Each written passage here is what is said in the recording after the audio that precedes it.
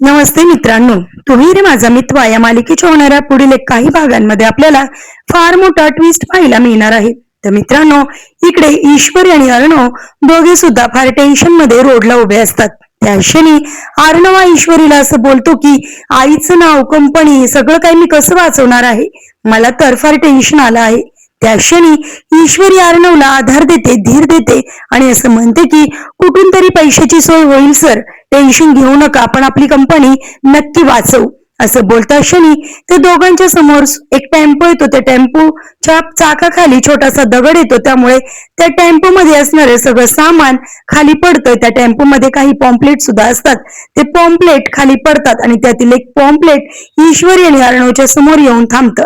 ते पॉम्पलेट ईश्वरी हातामध्ये घेते आणि त्याच्यावर जे लिहिलेलं आहे ते वाचते. ईश्वरी वाचते की भारतातील बिझनेस कंपनीसाठी मोठी संधी. त्याच वेळेस अर्णव त्याच्या खाली जे लिहिलेलं असतं ते वाचतो, असं की विजेत्यांना मिळणार 1 मिलियनची इन्व्हेस्टमेंट. हे सगळं काही वाचल्यानंतर ईश्वरी आणि अर्णव दोघे सुद्धा फार खुश होतात. दोघांच्या चेहऱ्यावर सुद्धा आता तो आनंद आपल्याला पाहायला मिळतो. त्यानंतर इकडे लगेचच गणपतीचा घंटा आवाज आल्यासारखं त्यांना वाटतं आणि त्या क्षणी दोघे सुद्धा समोर पाहतात तर ते टेम्पोवरती गणपतीचा फोटो चिटकवलेला असतो आणि त्याच्यावर गणपती बाप्पा मोरया असं लिहिलेलं असतं.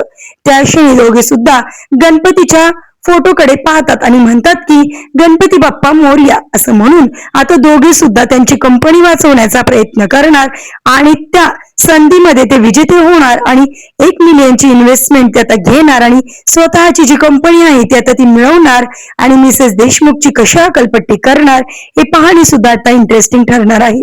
असेच मालिकेच्या पुढील एपिसोडसाठी तुम्ही आपल्या चॅनेलला नक्की सबस्क्राईब करा. थँक्यू.